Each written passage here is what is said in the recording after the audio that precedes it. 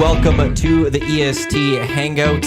This is the EST Hangout, and today's guests are...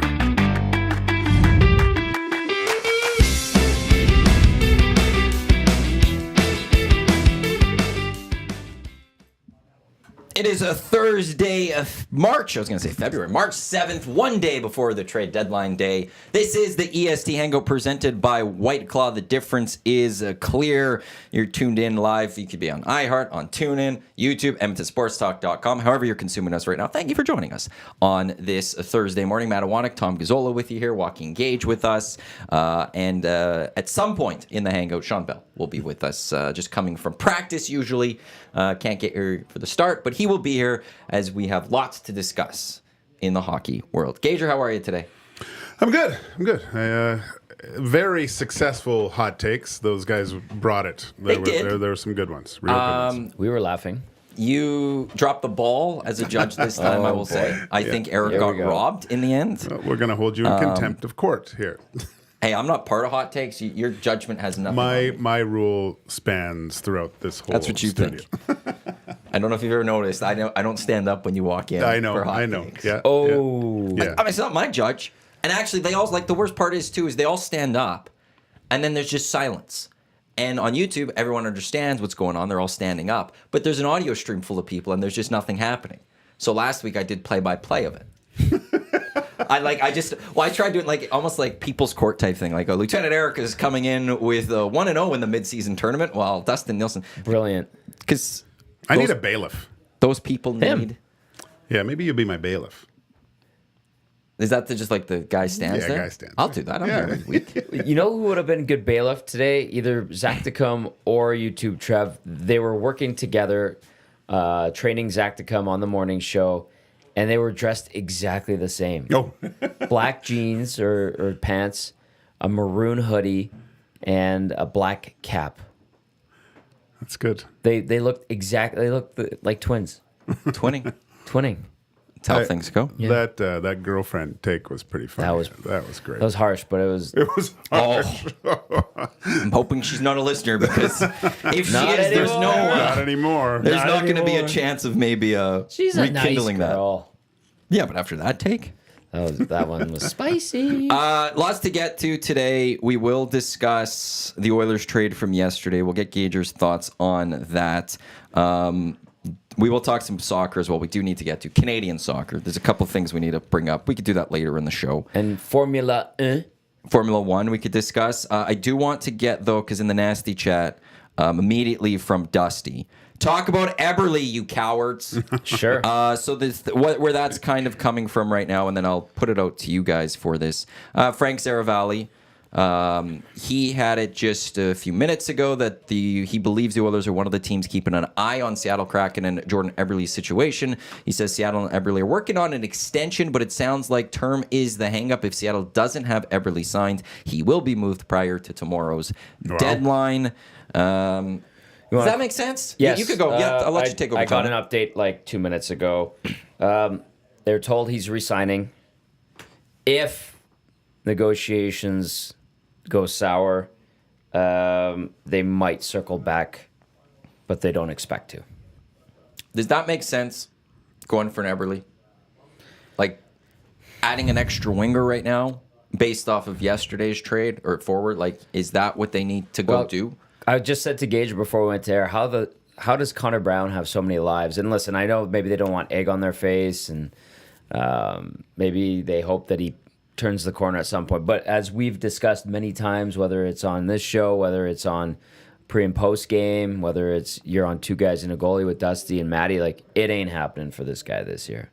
No. It's not happening. So, you know, if an Eberly situation popped up where you could get him and there's salary retention, and you bump out Conor Brown or Derek Ryan, and you have Carrick on the fourth line, and you have Henrique in the top six, great. That's good. I mean, he's a better winger than Matthias Janmark. He's a better winger than the guys I mentioned. He's probably more effective still than Warren Fogle, certainly, and he's a veteran guy and has got it done in the playoffs for the Islanders and last year for the Kraken. So, sure. But unlikely. Yeah, does he make your team better? You laid out some pretty good points. I think I'd want a guy that can lean on the other team a little bit more. I like that too. Good point. There's already enough skill with the Edmonton Oilers. Then the knock against Eberly back in the day, that one play was he wasn't physical enough, and that wasn't true because you watched what he did on the island and had success and was producing offensively at a really good clip. Couple conference finals. There, too, right? And just having that type of experience does help, but I think to me, it's a little bit too much of the same type of player. Mm-hmm. And I think gosh, that game in Phoenix watching Bukestad, that was like, oh my gosh, it's like an audition. If he could come back, that's not going to happen. Right. But yeah. I just think a bigger body through that grind of the playoffs, just someone that can impose their will on other teams I think suits the Oilers a little bit better. That's kind of one of the things that I liked about yesterday's deal is like Henrique and Carrick are not the biggest guys, or like 6 feet tall is what they're listed at, but they play like assholes. And I like that. You need jerks on the ice. Blake Coleman in Calgary is very effective that way, and I think the Oilers just got a little bit more grittier on top of more complete and when it comes to the forward unit. So that element I like, and maybe it gets forgotten a little bit. Like looking at Carrick's penalty minutes, I was like, really? This guy mixes it up that much, and they both are on the PK, or they were in Anaheim. We'll see how they're used and dispersed in Edmonton, but they have elements that this team, the Oilers, can use and benefit from.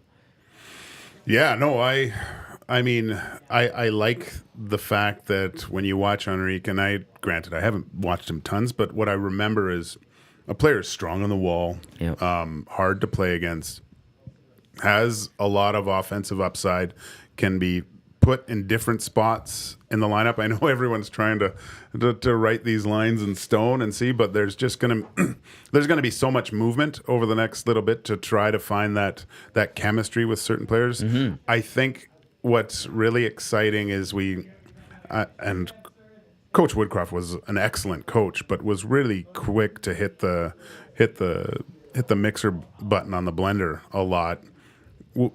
Nobla seems to allow a little bit of chemistry flow with the lines at times. So I'm interested to see where he slots in or how these players kind of, where he puts them in and to maximize their potential. We'll get a sense of that in about 10 they minutes. take to the ice 9:30. Yeah, Cool. 11:30 slot Eastern. So we'll keep an eye on that. Jordan Eberle's playoff numbers, just by the way, just throwing that out there. It was 2 points in 13 games with the Oilers, but since then 9 points in 8 games with the Islanders. One season, next season 14 and 22, 11 and 19, 11 and 14 with his first year in the playoffs with Seattle. So anyone that says like, I know there's usually a knock on him, that playoff performer, and it's not there. That was 7 years Edmonton. ago. 7 years ago. Right, and that's the only thing that they're referencing then. Yes. Because if you look at then, just straight up at the numbers since then, there has been a lot more production. I'm just seeing if our insider has it yet. Our insider does not have this yet. He better get on so it. we'll wait a little bit on that fully. But Joel Edmondson to Toronto. From Washington. Frank, Elliott, Pierre, all on that one right now. So we'll wait for our insider to confirm it. I won't believe it till our insider Joel gets Edmondson, a guy that I think he's been linked to Edmonton for the last couple of years. Yeah, going to Toronto though instead. Yeah. Definitely. I was kind of hoping that Edmonton, they were probably in on it in some shape or fashion, but 50% retention as well. Okay, all this retention, hey. Hart said it on the Nielsen show. It's a effect of, or a lingering effect of the cap freeze through COVID, and then he said by next year it should start to alleviate a little bit, and we probably will see that less and less, and maybe a little bit less LTIR use. But now that has become a tool in the utility belt that GMs can use, and they will until the next CBA is done, and maybe they close that loophole or that possibility. But until then, it's well within the rules. People don't like it. When we saw the Martinez thing yesterday while we were doing the oil stream gauger, we were just like, oh, look at that. Another D-man on the IR for the Golden Knights, and then they pull off a trade. So you got to take advantage of this. And they do. I respect it's the Vegas well Golden the Knights rules. for doing this. And yes. I I don't care about it. It's not honorable to win that way. I don't care. They're going to go win. They went and won last year. That's what matters. Yeah. The Oilers should have done that last year with Evander Kane. They should be finding a way to do that this year if they want to go make a move. They're going with the rule book, and they're not playing by gentleman's agreement and rule of thumb or whatever. So stupid. Yeah. I mean, Hey, the Golden Knights are they're dropping right now. True. So they still got to go win their hockey games. I think they're going to be fine, though. And okay, fine. I Those are gonna don't go think help they them. are. I think they are. I don't think they are. I think They have that's so too many good players. I know, but it's too much hockey. They've played too much. The amount of injuries that they're going through right now, and then get to the playoffs, they're going in banged up already. Yeah. And you like last year, you look at the teams that go through, and Florida was just held together by duct tape by the end of it, right? And for the most part, the Vegas Golden Knights were quite healthy. And I think you just, now, it's the grind of trying to win 16 games, that's going to be a lot more difficult this year. Just it's the cumulative play that they've had. I understand that, and I don't disagree with it. I'm just going to throw this at you, and it's a bit comical. They've had so many guys, Gager, that have had all this time off to recover in the last 2 years. And also bringing in all these new guys Right. that haven't been part of that Right? team. Hannafin's going to come in and help that team out. And maybe they go get Stone gets a month off every year. Yeah. Gensel might come in, or like- whoever else they might go add to that team. And they haven't been part of all that extra hockey. Yeah. And they've rebuilt their team. I understand. There's mental wear and tear to that, too, I would assume. So I get that, but It's amazing that this rule hasn't been changed yet. But how do you? It's easy. don't do that. Just, But how? You can. How do you sit there and say, Write well, it in. Mark Stone is actually not healthy, or is actually No, healthy? How at do you the prove start that? of playoffs, you have to be cap compliant. Okay. Yeah, that part. Okay, but last year, if I'm not mistaken, in the Stanley Cup Finals, every team game that they iced a team, they were under the cap. That's fine. That's They fine. were under, for the players on that that dressed in that game, they were under the cap. Okay. And because you can't do then the full cap thing, because if you're being able to call up whoever you want, you'd have to get rid of that. You can't have the black aces. Then you got to change all that because of the cap part of this. But if I'm not if you go through the roster of what the Golden Knights had last year in the Stanley Cup Finals and you added up all their cap hits, they would have been cap compliant last year. That's fine. That's what I want. That's the only thing that you have to do. You can't be over the cap when you ice your actual team. But the thing is, beforehand, with all this, it helps your team. It can solidify a playoff spot, or home ice advantage, and that's what the Knights could actually do with adding some extra guys and making sure they finish where they're at. But yeah, Here's where I also struggle with that though a little bit too. Is let's say the Oilers last year did LTIR Evander Kane. Let's say he was fully hurt the whole year. Yeah. But the Oilers then go hey, well, we need to replace him for the regular season because we can't just afford not to have him. You bring in a new body, and then Evander Kane in the first round of the playoffs is I'm healthy. I'm good to go now. How do you deal with that? Okay, that new player has to be out of the lineup yeah. to get. See, I don't mind this. Or someone else has to. Yeah. I don't mind this. Load up, baby. Load up. It's within the rules. It pisses people off, but that's reading the rule book and what are they called? The riders, when Van Halen would ask for brown M&Ms to be removed or whatever. Yeah. That's the Golden Knights. Now other teams going through, scouring the rule book and saying, what we could do, what we can't do, what could be to our advantage. And then it's a copycat league. One team sees that Chicago did it, then Tampa does it. Now Vegas is exploiting the crap out of it. And They've taken full advantage of it. Absolutely. And doesn't mean the other 31 teams can't do it too. I'm more surprised that teams are still making trades with Vegas. Why are you helping Vegas in all this? Why are you going out there and making these moves with Vegas and helping them do all this? And that's where it's I guess you can't really complain about it if you're we don't like this, but we're gonna make this trade with Vegas. We need that third rounder bad. That's a good back end on Vegas. Yeah, it is. Dudley says, Tommy, you should also mention that Carrick has 26 tilts over the last 3 seasons. Yeah, he plays bigger. Sorry, I just want to interject with that. Thank you, Dudley. That's a good point. 780-218-9999 is how you get in touch with the Parish Jewelers inbox, or you can just jump in the nasty chat for that. The Joel Edmondson 50% retained going to the Caps. 2024 New York Islanders 3rd round pick and a 2025 Chicago Blackhawks 5th round pick. And Frank Saravalli saying that Toronto's still in play to make moves. Okie dokie. Which is a year where they're not really... It's going to take some magic in the playoffs for them to go on any sort of run. I think this year they've really dropped in terms of expectations of what they could go. Last couple of years, they would have been one of the teams you'd put up there as this team can maybe go win the cup. This year, it's like I think a lot of people looking they're on the outside. They've lost the faith of the general public, kind of thing, or the edge. Like they have a good team. Their goaltending's a huge question mark, and you look at their defense, you're like old. Maybe 2 like really good defensemen, and then a patchwork of others. So I don't know. Like they're in the mix. They're kind of like Carolina, right? Carolina's gone stale on people. Yeah, I thought they would make a splash with a big player. Yeah, maybe they do. Maybe they do. Still time. That defensive core in Vegas. That's scary. Pietrangelo, Theodore, McNabb, Whitecloud, Haig, Hannafin, And Martinez now. and Jesus. Yeah. That's a And lot. they're big. Either big, and then you got to break through to. That's good, man. That is a really good. It's a good That's team. what Tommy hears on a regular basis. That's a nice back end.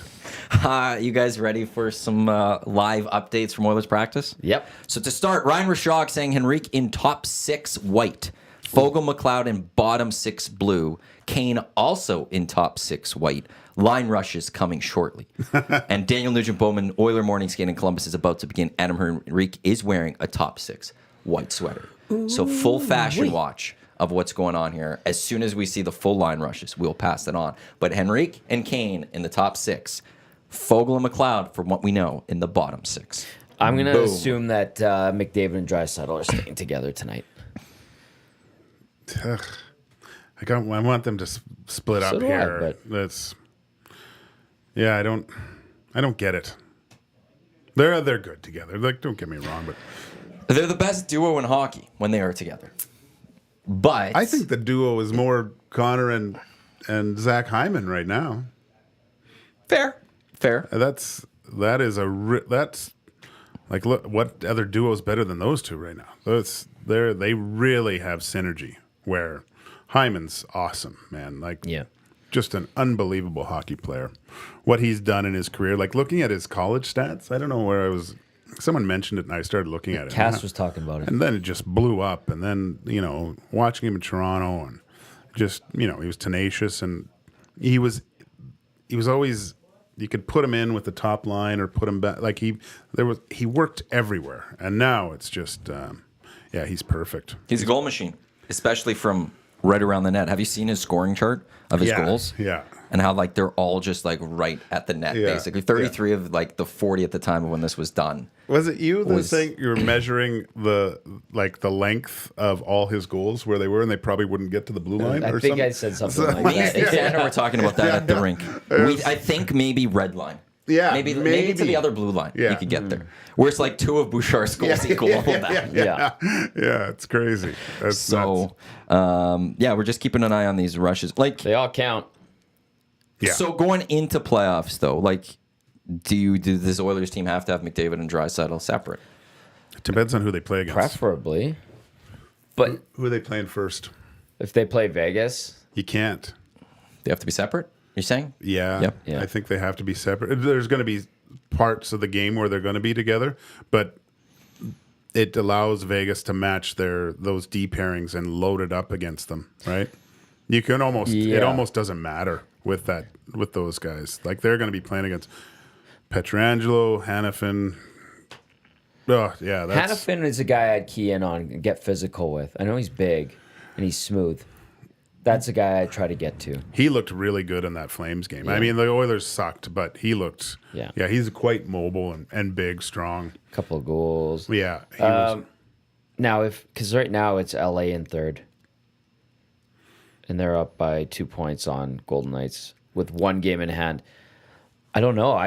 LA needs to make a move to. I mean, I don't know. They're in the pickle that the Oilers were in when we were talking about goaltending at the start of the season, and it does. And again, the goalie market sucks. It has not improved. No. There's nothing really enticing out there. Further update from Ryan Rishaug. Yes. Henrique on left wing with Kane and Draisaitl. McDavid, Hyman, and Nugent Hopkins back together. Ooh. So separating Draisaitl and McDavid, it'd be Henrique and Kane with Draisaitl, Hyman and Nuge with Connor McDavid. Dr. Nutsy Dielson in the Nasty Chat saying, I agree with Gager. I don't think 27, 97, 18 is an improvement over 93, 97, and 18. What do we have? Oh, that one just got deleted. I've got the whole lineup. Do you want it? Let's go for it. From our good friend Daniel Nugent Bowman over at The Athletic. Lines at morning skate. Igalubus. McDavid with Nugent Hopkins Hyman. Draisaitl, Henrique, Kane. Like Matty alluded to. Henrique on the left side, Kane on the right side. McLeod between Fogle and Perry. Carrick between Janmark and Brown. And then... He's got Brown? Yeah. Because Jack Michael says Ryan. He has Ryan or Brown on there twice, so I would prefer Ryan. So Jack has it. Jack has it as Carrick, Janmark, and Ryan. Yeah, okay, good. Because Daniel had Ryan on or Brown on there twice. Ekholm, Bouchard, Nurse, Desharnais, Kulak, CC, Pickard with the start. Nice. There we go. It's a good lineup, man. Yeah. Very good. I wonder what's Dursey's contract in Phoenix? Sean Dursey? Yeah, I'll look it up right now. He's a guy that I when he was with the Kings that first playoff series and Doughty was injured, I thought he was very like he did a valiant effort of trying to stop McDavid and was really good. He couldn't do it for an extended period of time, and eventually Connor ate him up. Yeah. But there was something there. I was shocked when the Kings actually got rid of him. I thought there was something there with that player, and he hasn't. I've watched some Phoenix games, and he hasn't really surprised. But I think there's a player there. He's RFA at the end of the year. His cap hit is 1.7 this season. Yeah, that's Because they kept Mikey Anderson and Matt Roy instead over Dursey and Walker. Yeah, I don't know. I might circle around on Dursey. There's a guy that you can plug and play. There's a physicality to his game. Good first pass. I don't know. Phoenix probably doesn't want to. Maybe who knows? They'll do anything for picks. I would think so. I mean, they're retooling still. Yeah. Well, they went on that big losing streak. Yeah. And that, like, at one point, for the longest time this season, they were actually in the playoff race. Then that losing streak has basically killed Sewered any the season. talk of that. They're 55 points. Last wild card spot is 73. So they would sell off and stuff. But he's only 25. Do they look at him and go, well, we think he's someone that is valuable to us, though, moving forward? Maybe. And would it cost a little bit more? Right shot, right? I believe so. Yeah. So, checks a few boxes for me, anyways. According to Cap Friendly, they list him as lefty and righty at the same time, so really? he can maybe play both sides. Ooh, versatile. I think he's right. Yeah, no. Wait, let me Google images. People do like Dursey in Gord saying Dursey would be an absolute get. Yeah. Stubbs 099, Dursey was a beast that series. But Jenna Tills is saying Coyotes want to keep Dursey allegedly. So I'm sure they do. you gotta build around someone when you're in Utah. So Sean Dursey could maybe be a big name there for them. Hey, throw him on billboards. Did you see the Church of Latter-day Saints fully supports the NHL coming to downtown Salt Lake City? Wow. You would need that. You support. need their blessing. In that state. You need that support. That's right. If they don't support it, it would be tough to sell tickets at that I point. saw that, and it was a headline somewhere, and I was like, oh, yeah. Muhammad asking the Nasty Chat, are the Oilers still cooking another deal, Tommy? Yeah, they're Would still love a looking. top six, No, so- they're still looking for a depth defenseman. That's the priority still. I like how you're our insider, Tommy. Like yesterday during the oil stream, I got to step out for a sec. I was like, Oh, I had to blow my nose. Oh, I I'd like to tell you it was something sexier than that, but I That's brutal. sneezed and I had to blow my nose. He's about to give you all this praise right now about this insider. You're on the phone and no, I was blowing my nose. that just ruined it all for me. I'm like Killer Carlson. Dave's the killer. He's Dave's out a today. mess. I got an injury in that game. No, actually, it was raining and I left my car window open and I ran outside. got the sniffles. I got the sniffles. Yeah. Tommy, you got to learn to play into this Oh stuff. my gosh! I No, thought, thanks yeah. for Gager. I appreciate that. I like honesty. I had to blow my nose. No, that's Well, you don't terrible. have to. You just don't say anything. Yeah. You just leave like, it and let Gager listen, say whatever man. he says. And go, Listen, yeah. I well. thought you were dubasing it No. in the. It's like Elliot Friedman breaking the Hannafin deal live on TV yesterday. He was on the TNT or something like that. Yeah, at those the time, guys. and he's- Those guys like literally get it from the agents and the teams, and they all get it at the same time. The league provides them with stuff. I have like a few people that I talk to, like, hey, keep an eye on this, keep an eye on that. Okay.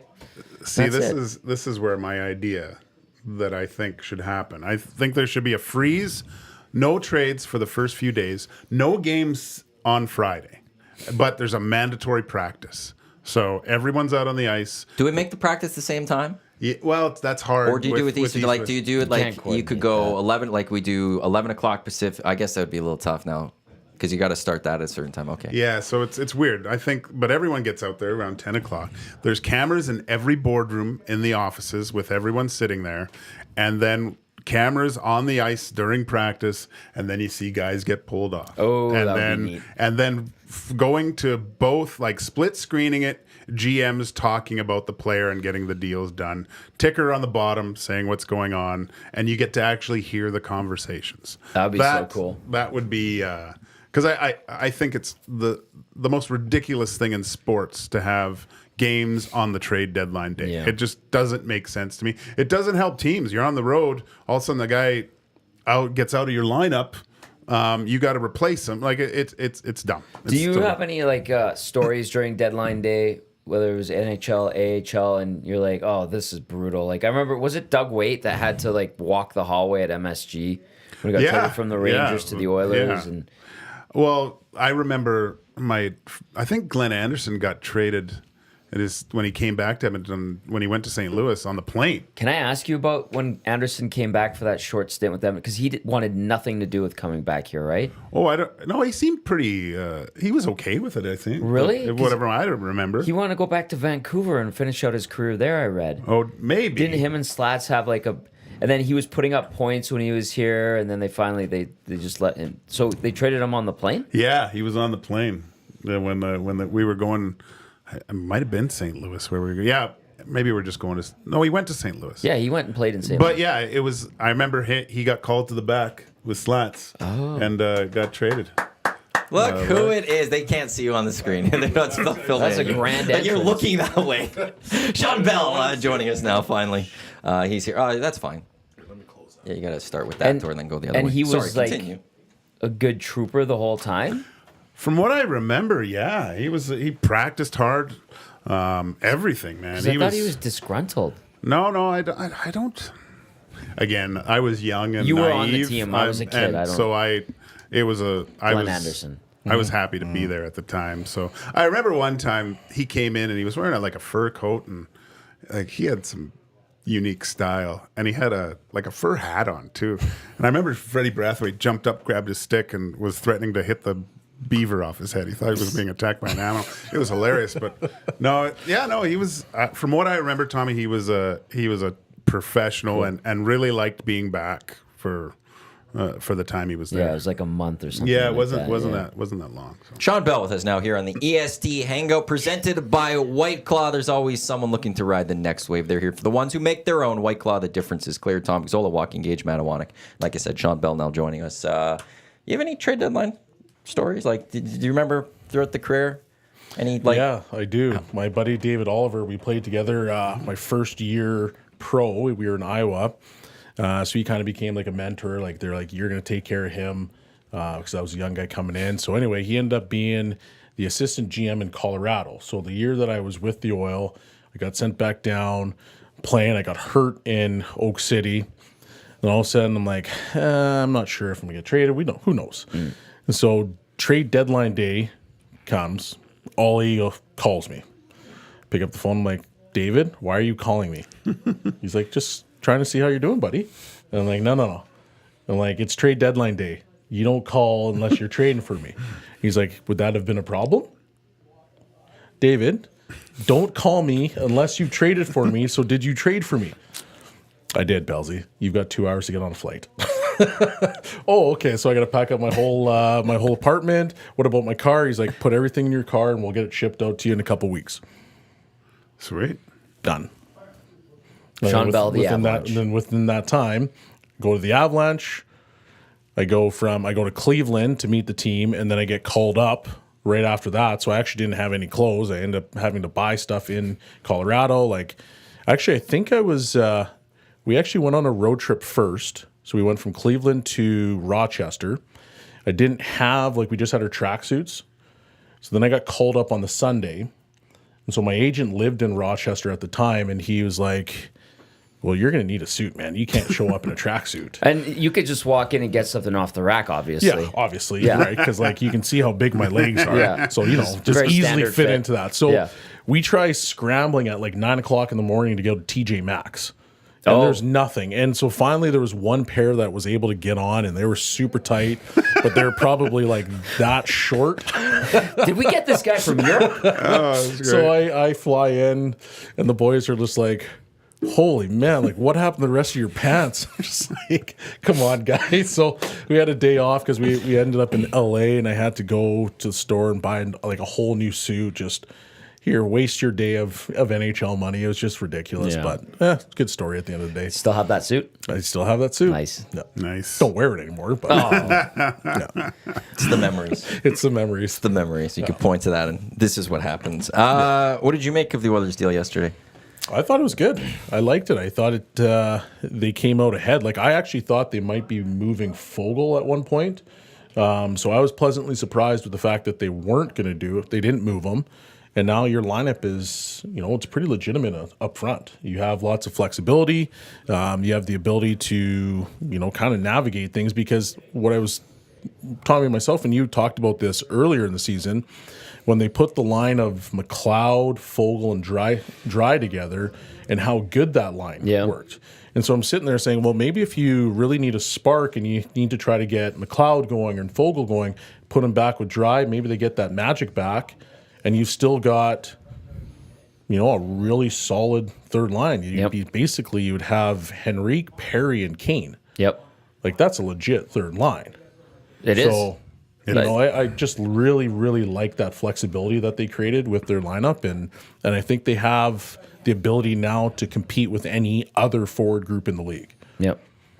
Yeah, I look at it most like a first, 2 seconds, and a fourth. Yeah. Is what the Oilers have done by doing this, right? Those you could consider both those second, third as 2 second lines, right? And that's what you need. Yeah. You can't. The drop off can't be that.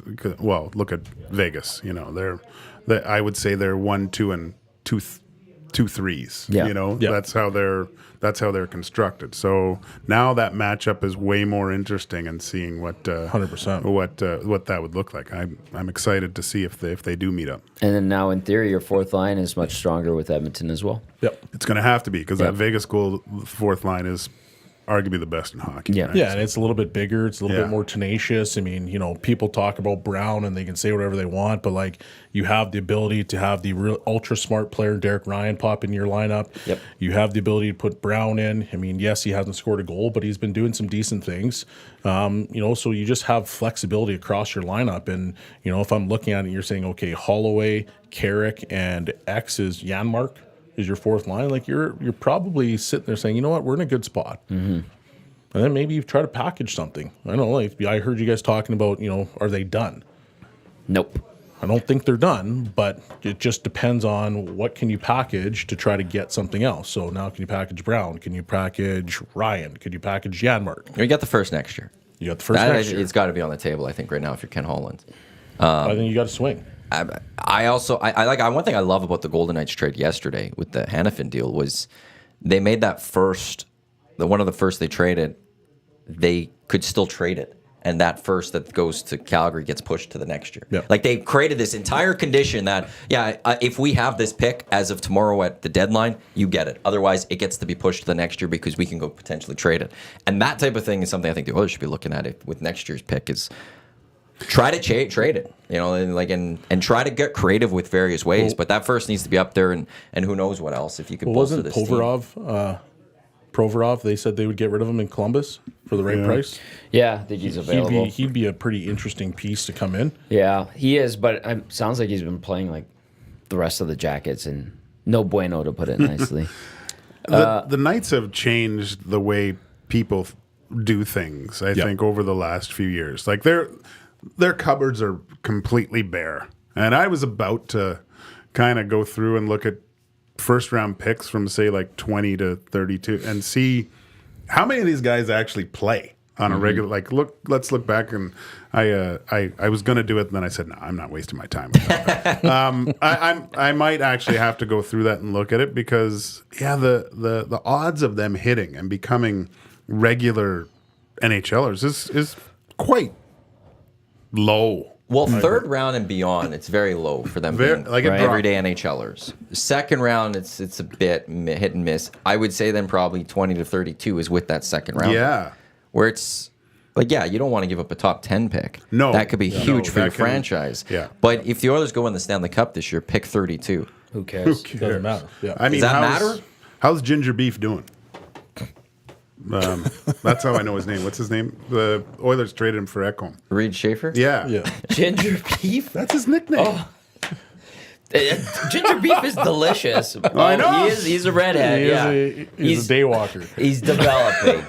Oh boy. No, I heard that's South Park fan? South Park. Day walker. I'm so glad that you pulled that one out. That is that's outstanding. That's a great episode. It was really the whole good. convention and gonna burn everyone. I could go off on that one. Just sick. If you haven't watched that episode, I highly recommend it. Oh, I forgot about that one. That isn't up there. I do really say is Cartman's worst, like Scott Tenorman Must Die is the worst episode. Stanley's Cup then ranks right up there. Yeah, but that's not a Cartman episode. That's harsh. That's Day good. one. Well, good day pull. one, yeah. Good pull on that one. But yeah, the picks, like, that's the thing. Golden Knights they've basically said we don't care about don't picks. care. They don't care. Yeah. They don't have anyone in their system. Do they even have a minor league team? I don't even Henderson, they're right in their backyard. know. Yeah. So I don't. It's like Dusty in fantasy. In his leagues, he's always trades this year's picks. Yeah. And then at the draft, he just trades picks next year for picks this year. And he just keeps and then every 6 years, he has to go through a full retool. And then he's back to just trading all the picks.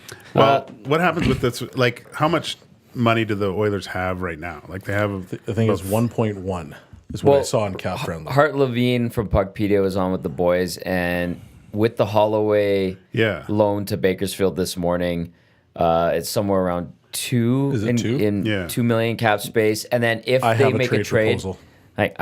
okay, but if they make a trade and with retention, I think the number they said is someone with $8 million. Yeah, Dusty cap responded to someone in the Nasty Chat saying they could bring in up to $8 million in cap hits.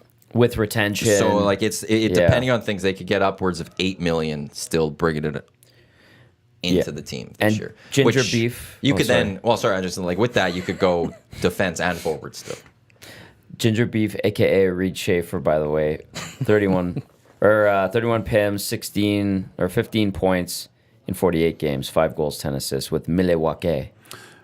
I mean, he was a great junior player. I watched him a few times. I was excited to see him, and he was really good. Yeah. But again, you read those stats out. Young player. How many more years until he's going to be considered, if at all, First year pro. So he's years away at this point. Yeah. So that's not what the Oilers need. They're not in that window. And if nothing happens, what would stop you from getting involved with retention, maybe for obviously a rental for the rest of the year, and maybe getting some picks back? Maybe pull the what's that Kevin Costner movie? Draft day. Draft day. Yeah. And get your picks back with the remaining Try to cap. fleece somebody. Yeah. Yeah. We'll retain a bit of that salary and give us your Here's second my round. trade Like you're saying in the proposal. future to this year. for the Oilers. Yeah. Trying to get They've the got pick room. back that you Because do they have the room to do that though? To do what? To to retain, retain money? somebody. I guess if they don't, they can burn up whatever they have. Burn up what they have left, right? When you want to use it though. You'd Yeah, want that's to the thing. use If you're it. Yeah, all like, in, you like, have can you to- you have to afford? use it. But Can if you afford? nothing, if You're- nothing's okay. there, right? Like how the Lightning were used yesterday for the Oilers deal. Yeah. Which is like to me a little weird that this team Yeah, that's but in the playoffs, they're doing in different. I feel like they're in different worlds right now. Like the Lightning, the window's just starting to close on them, or it is closed. Yeah. And now they're saying, okay, we've got to try to figure out how to retool after giving up so many picks when they were going on their run, and the Oilers are fully in their window. You can't afford to take on salary. You got to say, you know what, we're doing everything we can to try to improve our roster and make sure that we're able to play. Which brings me to my trade proposal. Ah, yes. And Tommy, you've heard this 1,000 times. Oh, I know where we're going. 25 first. McLeod. Cece. Jesus. And my top prospect, or mid prospect, for Jenner They love and Good Branson. I'd do that. How much longer does Jenner have? It's 4 years. 4 years. 3.75. And Good Branson's at 4. And you still have cap space after that. It's, Just saying. You got bigger and meaner on the You got back bigger, end. you got meaner. You're able to compete with any style you want. Jenner can slot into your third line spot. He can move up to your second. Well, he's first line tonight, but Well, there you go. too bad Kekarainen's not there anymore. That happened, probably. Kekalainen, yeah. Kekalainen, whatever. yeah. Yarmo, I got a great deal for you. It's gonna set you up Or for even your next 10 Roslovic. years. Roslovic's on his Roslovic's he's on his last year of his deal. Hometown boy, though. Do you think he'll I stay? don't think he wants to come back to Canada, right? Wasn't that the thing when he was leaving Winnipeg? Well, I mean, you got to go play like a Columbus kid playing for Columbus is pretty special, It is. right? Yeah. He's a good player, though. I Yeah, like he's a him. good player. Yeah. Said Jenner's 2 more years, 3.75. Well, yeah, there you go. And Good Branson, like you said, 2 more years at 4. Yeah, he signed a Beautiful. 4-year deal out of Calgary. Yeah, crazy. Him and John But Gaudreau. hey, no disrespect to Desharnais, but Good Branson in that spot would be really good. I like what Desharnais becoming though. That's something I talked about He's yesterday starting on to the oil become stream. him, like Right. Good Branson. Like Yeah. he's mean, he's meaner. I'm seeing him take some penalties where it's not like here's a hook or a slash. Like it's a mean penalty. Like I'm gonna hurt you. Like I'm gonna probably. I saw him elbow a guy in the face. Like he just turned around. He's like bang. And I'm like I kind of like that. It's just putting a little bit of fear, right? Like a little doubt into people's Yeah. minds about. I don't really want to go down his side because I don't know what's gonna happen to me. I made this comparison yesterday on the oil stream. Let me know what you guys think. Remember in 06, which is a long time ago now. We're creeping up on 20 years here. Matt Green was in the minors for a good chunk of that year. And then he came up and you're like, who's this guy? And he's just steady, rough and tumble, but didn't make a ton of mistakes. Yeah, we were D partners. Yeah, he didn't make tough, bad passes. His passes were generally all right coming out of the zone. And he was a stalwart on the back end in the Stanley Cup run. And I kind of was like, Vinny Desharnais seems like he's following the same path that Matt Green took in 05-06. Yeah. Are the Oilers going to be able to afford him next year? Bob says they're talking. Stoff, friend of EST. They're talking extension. That's good. Does he What would resign be at the- Edmonton, though? What would be the...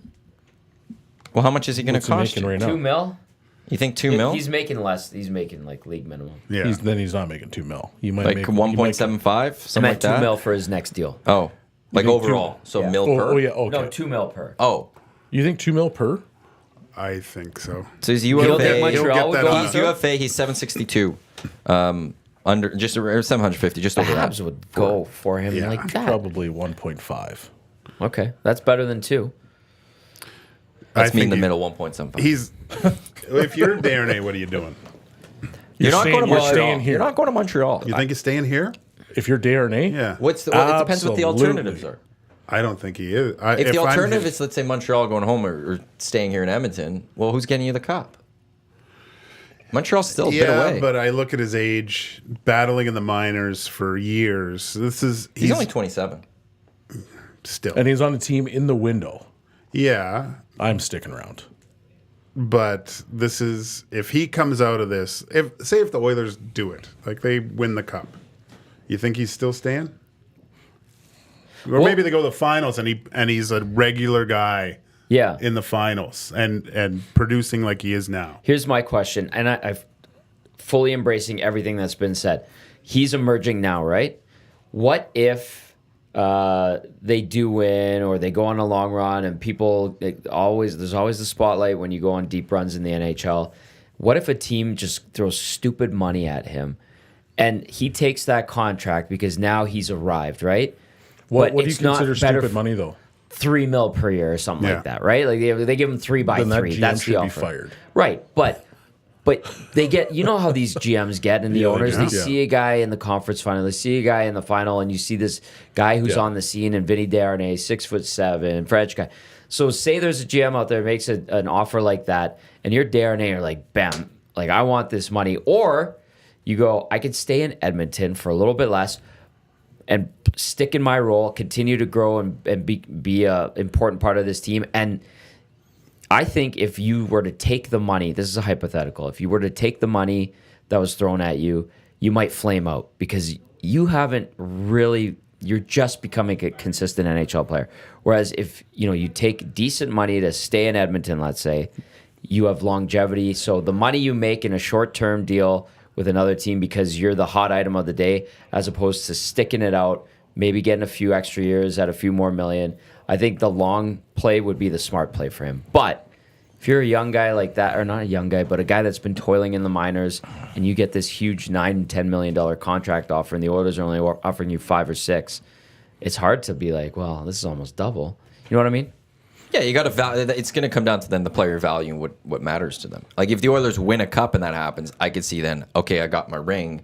I'm going to value financial security. But when you want to stay in the league longer to continue making good money, but there's no guarantee either way. I think if you're a player, you also believe in your own confidence that you're like, I'm going to be great no matter where I am. I'm going to keep this progress. Yeah, I don't know, Columbus Blue Jackets are offering me this. I'm going to go there because I'll continue playing. I've got my ring.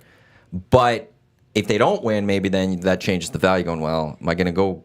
Is it the extra $3 million, or is it still trying to fight for that Stanley Cup ring? That comes down to what the player wants. I'd want to extend my career as long as possible. Yeah, like I would first go with the fact is, does he like it here? That's the number one. I think he does. And if he does, then I would highly think like that he would stick around. Because if you enjoy the city that you're playing in and you enjoy the team and you got guys that you're starting to really bond with and you're in that window, why would you want to leave that window? Because the worst thing ever is going from a team that's really good to a team that stinks. And you're like, well, man, yeah, I'm making my money, but I'm also going to be on the golf course like in a couple weeks. And you might not get that next contract. And you might not ever get that next contract because that team is now trying to potentially rebuild. Right. And they're going to be like, well, okay, well, my guy that's coming in that I've drafted is more valuable than you. I'm going to give this guy the opportunity. So for him, in my opinion, it's okay, well, it seems like you're developing, seems like you enjoy it, you're in the window, they want you here, stick around. Excuse me. It makes more sense in that side of things. And then, hey, if you win 2 cups, 3 cups, and then you're getting somewhere into your 30s, let's say you're 32 and you're expiring, well, okay, then go chase some money. That's a different scenario than right in the prime development years of your career on a team that is ascending. Yeah, I wonder about it just because of the time he's spent in the minors. Yeah. And if someone throws some money at him, he's like, well, you know what, this is my chance to be set for life, right? Yeah. Like, so. Let's say that happens though. Should you not be able to replace that body? It shouldn't be that like. There's a lot more of those players in top end defensemen. Should you not be, if you're whoever the next GM of this team's going to be, should be able to go find a replacement for that? You should, but he's a little unique too. Like there's a lot of intangibles that he provides. His size, his penalty killing ability, the meanness. Not all big D men are mean, right? Blocking shots with every part of his body. There's a lot of things that don't show up on the stat sheets that keep progressing with this guy. His first pass is light years ahead of where it was last year. Yep. His foot speed. I've noticed. I said this last week. He was defending with his feet more than his strength at times. Like he finds better angles now. Yeah. Instead of just chasing the guy, he's actually finding the angles and he's using his size and he's almost like a boxer cutting the ring off. on a guy. He's like, okay, well, I know if I just go right here, that guy can't turn the corner. Okay, well, he's going to now go down the wall. Okay, well, I'm just going to step into this lane, and then all of a sudden I've got him pinned, right? And he's actually becoming a lot better at that and not chasing as much. So he's utilizing his size very well. And it takes years for defenders to learn that skill. Yep. And he's right in that window where he's played enough professionally that he's adding that to his game. One of the best, Chris Pronger, at doing that. It was a joke. Like, it looked like he was completely beat. Yep. And all of a sudden, he would meet the guy like 2 steps later. And it's Yep. like, how did he recover from that? So, man, I don't know if the worried's the right word, but him in an Oilers uniform moving forward, I think is really, really important. Agreed. Predators have acquired Anthony Beauvillier from the Blackhawks for 2024 5th-round pick. That from Frank Saravalli as well as Pierre LeBrun. So that's just coming down. A lot of trades probably going to be happening today, leading into tomorrow, which the deadline will be 1 o'clock Mountain Time. Full coverage right here on Edmonton Sports Talk. Well, we're here till 1 o'clock today. Then we've got Oil Stream pregame show 3:30 today. Yep. With you'll get set for Oilers Blue Jackets, and then tomorrow Nielsen show, EST Hangout, and then an extended Oil Stream tomorrow, as we will just fully cover this trade deadline day. You know, it's almost becoming a bit of a joke, right? Like, you look at all the companies, the big sports companies that are out there, and they're always priming up for deadline day, and all the teams just trade 2 or 3 days before, and now these guys just sit there and they just, anything else coming out? But back in the day, it was great, though, because it all happened I know, just right? on that Yeah, day. It was exactly. like the GMs were really lazy back in the day. And now it's they becoming were a all running joke. procrastinators, and now they're all go-getters. And They want to get it done. That's why I want the freeze. I want the freeze until these last 2 days, and then just make it so you can only trade within. You want to make it a TV show. Yes. Like, You wanna here's make your this negotiation window. Everything gets done within 2 days, and then on the Saturday, perhaps, it's like boom, opens a freeze, and then just a floodgate. I don't want any games on Friday. I want all teams practicing on the ice and pulling guys off. Right. Yeah. That's drama. That is drama. Yeah. It's, You might be onto something here, Gage. Yeah. I want this pay-per-view. You'd make a fortune. Oh, you might can't wanna call pay-per-view Ferentz. that. You don't pay-per-view that. You got to put that on the TV. Well, at first, but then maybe extra F1 TV like cameras. Maybe you get extra cameras. go from war room to war room. NHL's not good enough, big enough of a league to like pay for this stuff as you're trying to grow this league. You need to in Canada, great. sure, but in the States, You got to get your idea out there, man. I think Get it out there. Steve Mayer on the line. What you do is you get a hold of James Duthie, because he will fully be on board with this, and he will promote the hell out of this. Yeah. He will go on the trade I center tomorrow and would. be like, there's this great idea from Gager in Edmonton, got to go with it. And he's going to push hard for that, because he's the guy that's got to fill the time. How great would it be to see like guys miss out? You know, the scene in Moneyball is great. You know, trade deadline day when he's going back and forth, Calling all these people. Who's he calling? And it'll come up on the screen. Oh, Holland's calling whoever, you know, and then you can listen to the conversation. Like, that'd be fantastic. That'd be pretty That neat. would be cool. I like that idea. I have a question for you. When you got traded, like I'm a dork for hockey equipment and new stuff.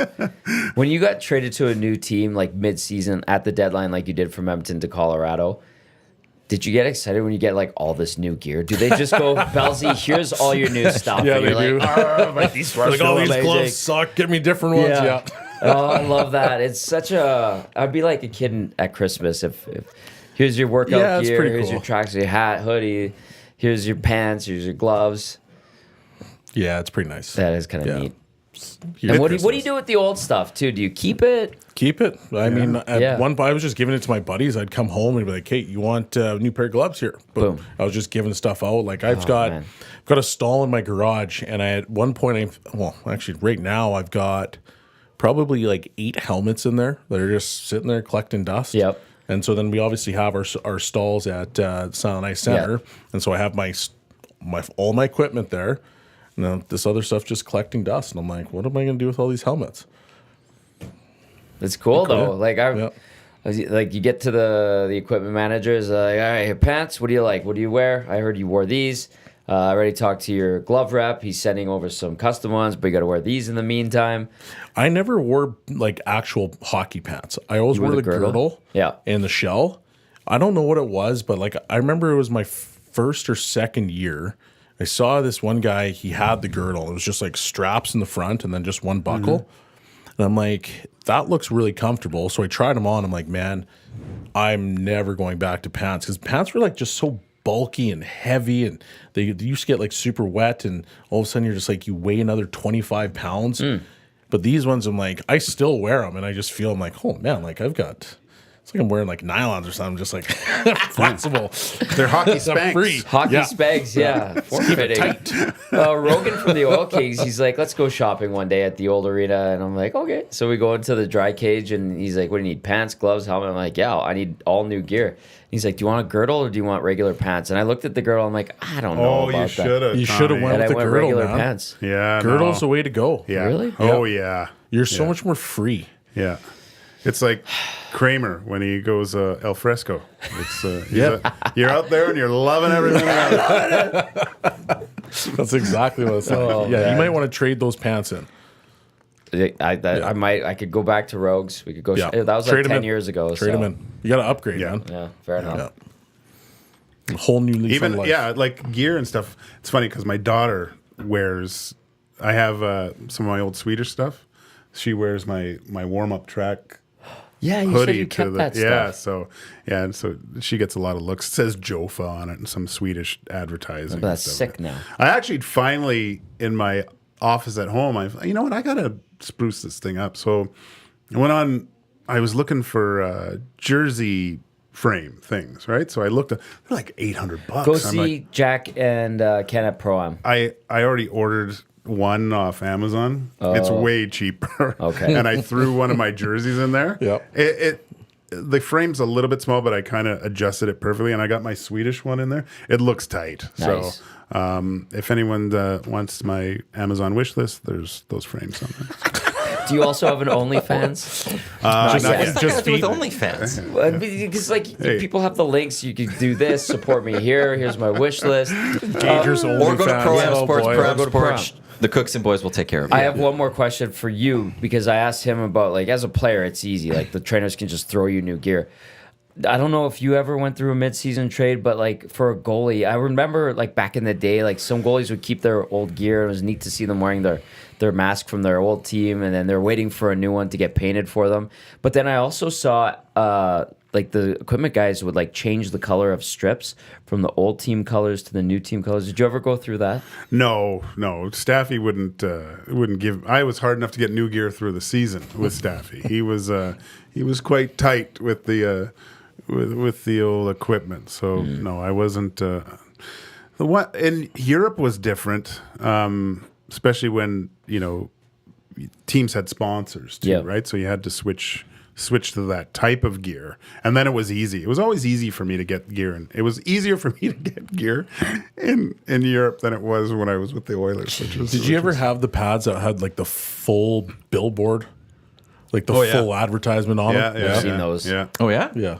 yeah. Kind of cool. Oh, pants, gloves. Like Yeah. I had to send my gloves to the whatever the William Huff of wherever I was, and they would just plaster all the stuff all over it. So yeah, it was. That's kind of cool. I never had to deal with that when I was in playing in Europe. Like I was never on a team that was like fully decked out. Really? Because Mannheim had some. Mannheim was it's SAP. Yeah. So they have like a few, but like SAP is a massive company, so they didn't need they didn't anymore, really need yeah. anymore. And then Dusseldorf or DEG, they lost their biggest sponsor. Yeah. And they were just starting to come out of it. So I think we had like PSD Bank or something like that. There was just 2 patches on the pants, small ones. And then Färjestad, there was nothing. Nothing. Really? Yeah. Oh wow. Yeah, no, my German teams, we played on they weren't the richest team. So yeah, we looked like Tin Cup basically with stuff all over. But Volkswagen was Because who was that with? Castle. Castle? Yeah. Oh, yeah. So Volkswagen was a big sponsor. So one of my jerseys, I have the big Volkswagen logo, which is pretty tight. then I played in Essen.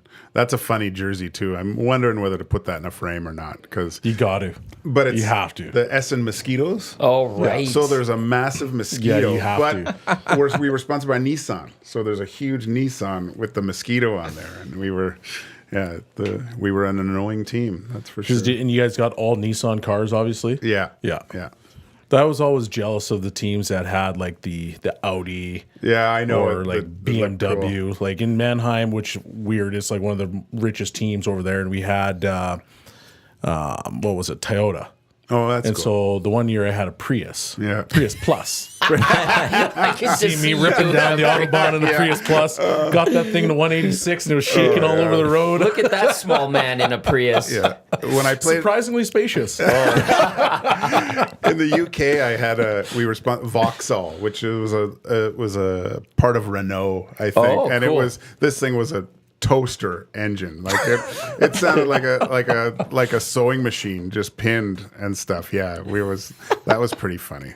But driving on the other side of the road, I can't tell you how many times I Clark Griswold that thing. I'd always do it in the parking lot though, because then I would automatically go to the right and everyone would be honking at me. But the worst thing was for anyone that goes and drives in those countries where it's on the other side that have been here. There are times when you actually go to your car, get into the passenger. Like I can't tell you how many times I open up, sat in the passenger, and two guys, the wheels on that side, and two of my teammates walk by and just go, "Oh my god, I can't believe I did this." Muscle memory. Whoopsies. Then that's when you great. come back here, do you get into the passenger side again? No, not long enough. But the hubcaps on the left side are always screwed up because you're driving on the left. You're taking the apex a little bit too tight. That would be weird. Yeah, it's actually easier than you think. Really? Oh yeah, you fall. Like I thought, oh my god, I'm gonna kill somebody.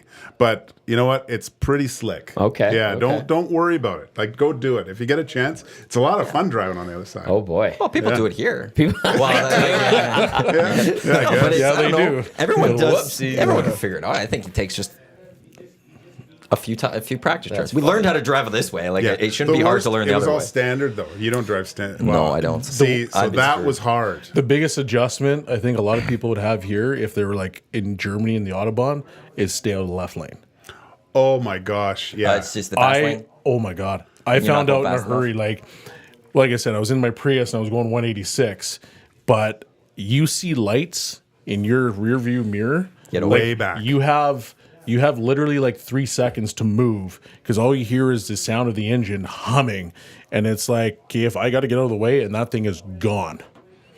And like, so we'd be on the bus all the time, and you'd hear it, but you'd look back, but the car's already in front of the bus, and you're like, man, oh, jeez. Yeah. But it's the minute you see those lights in your rear view, get out of the way. Wow. The 'Cause driving. it's- Everyone should go to Germany to learn how to 100%. drive. First of all, because I'd say 60% of the drivers here are irresponsible. No one passes you on the right, even to this day when I'm driving. Yep. And I rarely go in the left lane because that's for passing. Yep. I'm in the middle lane and someone passes me on the right.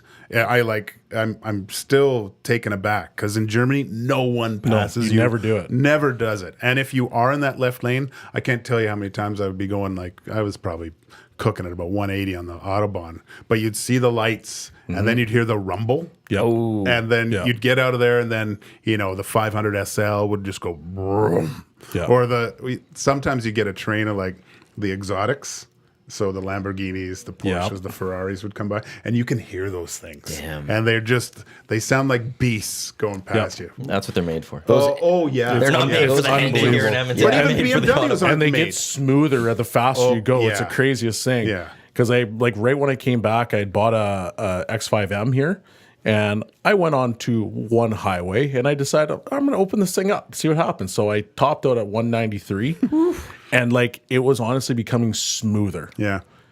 And so I'm like, okay, now I'm going back to my Autobahn days, and I'm like, man, I wish I had this thing over there. Yeah. And no wonder these guys are going 250, 260. Yeah. And it's like, it's just easy, not an issue. I don't know if I told this story. The one year in Germany, we had training camp in Trenčín, where Gabrick and all those Slovaks are from, and came back. We landed in Hamburg, I think, And I said, boys, we're all sitting there waiting for our bus, right? And to go back to Castle. And I go, boys, I just got to go to the bathroom. And so I'm in the bathroom. I come back out. No one's there. And I'm like, what the? And I asked this German guy, there's a team here. And he goes, oh, yeah, they're on the bus. They're gone. I'm like, oh. So I'm standing there waiting. And they aren't coming back. 45 minutes later. Oh, no. And I'm like, oh, my God, they left. How do they not know I'm on the bus? And then so I went to the car rental place, and it was like BMW, Ferrari, and the Porsche. I'm like, okay, I'm catching this bus. But they were all done, and I got a turbo Volkswagen Passat, and I had this thing at like 225 all the way back to Cat. It was one of the most enjoyable drives, and there were still people passing me. And I pulled into the rink the exact same time as they did, and they like. Yeah, where were you? What do you mean where was I? You left me. They forgot their goalie. I can't believe it. Yeah. Oh well. Yeah, but you got to drive that car. I did get to drive that car. That was those like the McLarens and those like really high-end cars. Like their engines crackle. Oh, and when yeah. you hear that crackle, you're like, oh my God, the engineering in that thing must be amazing. Yeah. This is the EST Hangout presented by Whiteclaw Hard Seltzer. We're live on TuneIn, iHeartRadio Canada, EdmontonSportsTalk.com, and those watching us on YouTube, Tom Gazzola, Joaquin Gage, Iwanyk, Shawn Belle with you here. Portions of this hour of the Hangout brought to you by the Hive Product Marketing, official merch partner of Edmonton Sports Talk, promotional products that bring the buzz. Check them out, hiveproductmarketing.com, if you're in need of any sort of promotional products for your business or even just yourself. With that, quickly, Gager, you were watching. We're talking cars. We got to get a free practice one quickly. Yeah. Early thoughts on what you've seen heading into the race this weekend and thoughts from last weekend. It's funny because I saw a guy put tape over Verstappen's times on the TV, and then said, "This is a great race." And when you look at the rest of the pack, because it is tighter. Max is on a different planet. Interesting this weekend because it is a street circuit, tighter corners. We'll probably see a few red flags, I'm assuming. I like when there's stoppages or whatever in the race. Last week was too clean. It was too clean. Not even like a car retirement just because it died or something. And that's the first time, I think, in years that the first race there hasn't been someone that's fallen apart, right? So, it's we'll see if there's any progression. Alonso, the last one I saw there, but there's track evolution to consider here. Lance Stroll, again, with the weight of a country on his shoulders, just seems to can't put it together and puts his daddy's car into the wall in free practice one. But that's we'll see. We'll watch free practice 2. I'll have more for you guys. Did you see the video that I put together yesterday? I didn't play it. He's still in the group, but he doesn't care anymore. He ditched us for fantasy. I explained the chip process because Kent Morrison went a little premature with the 3X chip. Why? I have no idea. For him, it might work. He went week 1, but I know it might. Maybe it's. It might. I mean, he takes the early lead. He takes the early lead. He does, but usually you look to more of a sprint race for that because there's more points available. Well, you didn't win last year, so. No. What do you know? Yeah. After your expletive-laden diatribe towards me, I will. But not I'm a respond. former champion, so stop it. You guys win? No. I was second. Yeah. And I got a trophy out of that. Yeah. With multiple complaints. Well, this is Formula 1. This is Formula 1, Gager. Formula 1 league. They do podiums for all 3. Yeah. They do podiums for all 3. I deserved my trophy. And it's now sitting back there. It reminded me of taking my kids to soccer when they were kids. Where's my trophy? Yeah, and you want to know something? This is the problem with your generation. You gave in. Oh, you God. gave in. Yeah, no. That's right. We may demand them, but you don't have to give them to us. Be stronger. Yeah, we just wanted to keep you quiet. That's like James Harrison when his kids got him and their participation trophies, and he just pulled them out. Nope. Threw them out. That's awesome. Yeah. I remember that. Daniel Nugent-Bowman with this quote from, or this comment from Chris Knobloch, head coach of the Edmonton Oilers. Henrik will either play second-line winger or third-line center with the team. He wanted to start Henrik on the second-line wing to bolster that line's scoring. So that's just the update on his plans for Henrik moving forward with this team. So. Is that I was thinking about that, and Corey Perry coming in, kind of feeling out, starting him on the third line. Are you making a mistake with Enrique, or is he just too much of a veteran at this point where it doesn't really matter? Like, I've always thought it was a value to start him somewhere lower in the lineup where he's not putting on pressure now to let him work his way into the team. Yeah, like let him start feeling good about himself in that type of area of the lineup where maybe he starts feeling good about, scores a goal, gets some confidence going with the new team. Then you move him up into the so-called production lines. I don't know. But lines 2 and 3 are now production lines, right? I get that. Yeah. But I just think If you there's put him always with, what if I said this, a counter with this? If you put him with McDavid, that's pressure right off the hop, right? Like, Is Dry any different though? it's not McDavid, but you're right. He's very, very, very, very good. Like, This year. I feel like there's a bit of a pressure, right? Because they made a concerted effort to try to find another top 6 guy to slot in with Dry so that they could have 2 legit scoring lines. So there is a bit of pressure, I think, to be able to produce so that it's now, okay, Vegas, like you were talking about with their D, well, who do you guys want to try to stop first? Right now we've got 2 power lines. You take their top 4, and then now you've got your third line sitting there saying, okay, well, like we're also pretty skilled as well. And I think that's why I do think there's a bit of pressure just because of that. Because if you can get that second line rolling too, like now you're really tough to beat. Yep. We were talking about how it seems this year that when Leon gets to the second line or on his own, essentially, he's not performing as well as past years mostly because he's trying to do too much. I think. I wonder if Enrique on his line now, if that happens, that will cause Leon maybe just to play like you see what he does when he plays with Connor, right? Yeah. So maybe that the little bit of pressure off that way you might see that now that 1-2 punch a little bit better. Because in years past it was Dry with Nuge and Hyman, wasn't it? Yeah. Right. And so now he had the wingers that McDavid did, and then McDavid was kind of in that same situation, and they're trying to find guys for him. For him. So now they're like, well, So the most important 2 of this team are Nuge and Hyman. I think, Nude, yeah, but Hyman.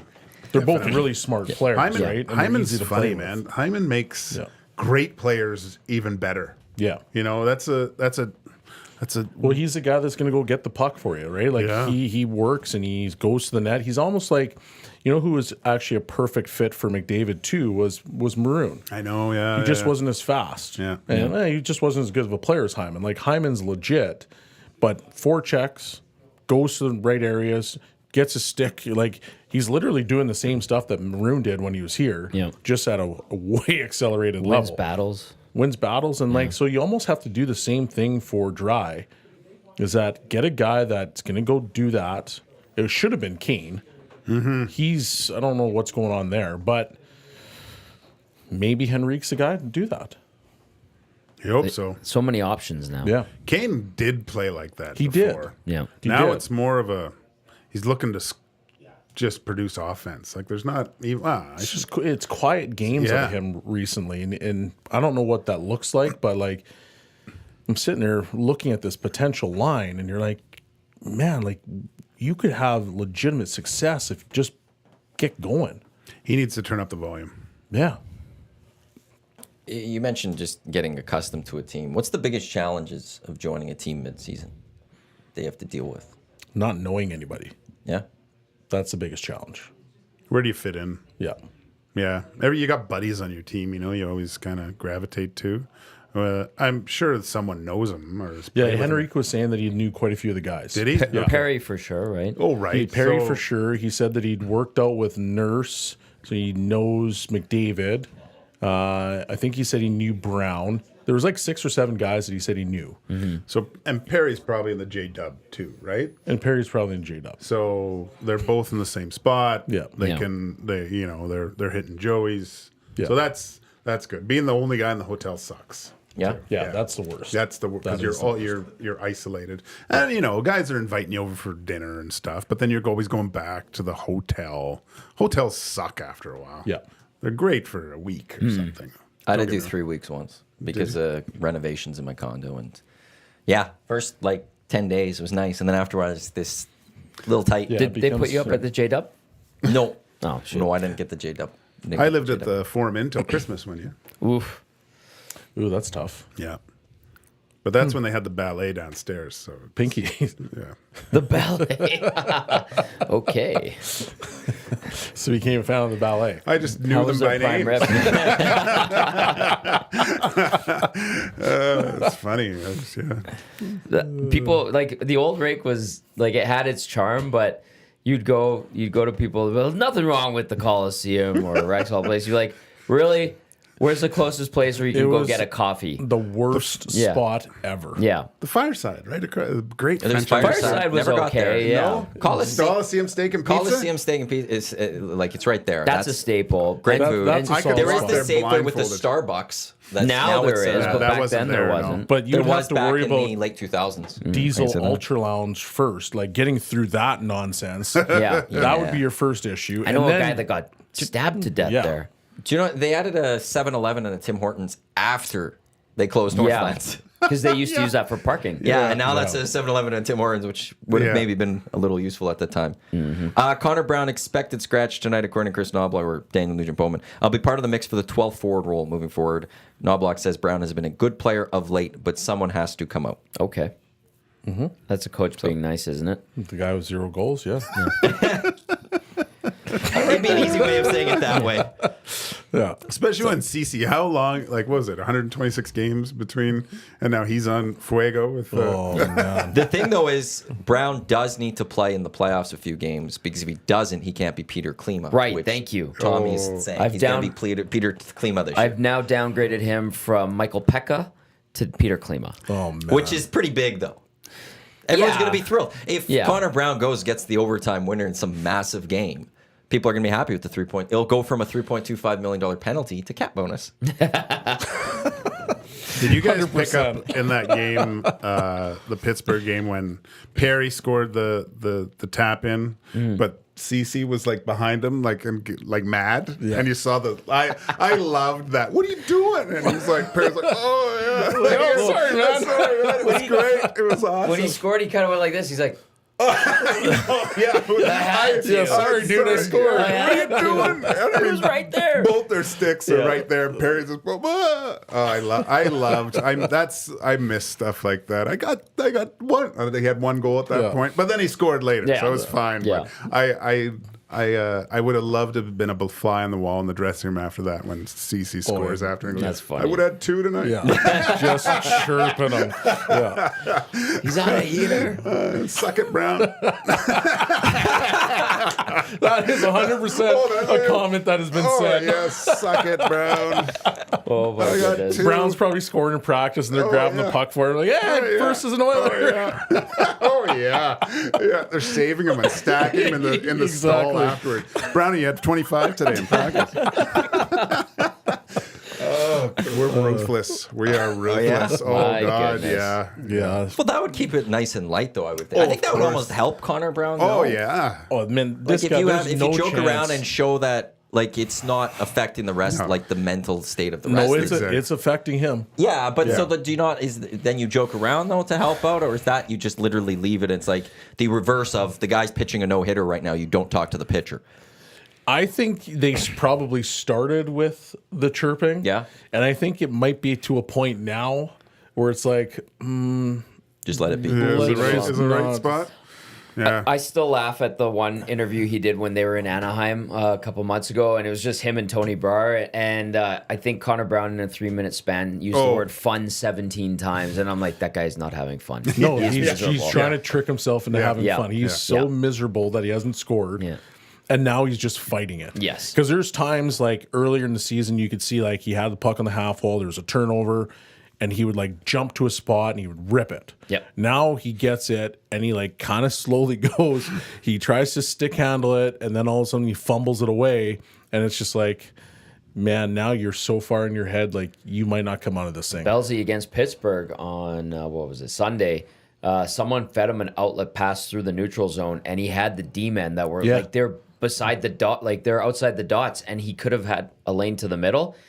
They close. He takes it to the top of the circle and backhand dumps it in. Yeah, that's where It he's was a at. 15-footer. That's where for he's a at. dump into the corner. See, all he needs to do, in my opinion, right now, is just say, go talk to the D and be like, boys, I'm going to stand right in front of the net. You put it off my lips and put that thing in the net. Please. And I don't thank care you. how this thing goes in, but it's got to go off me.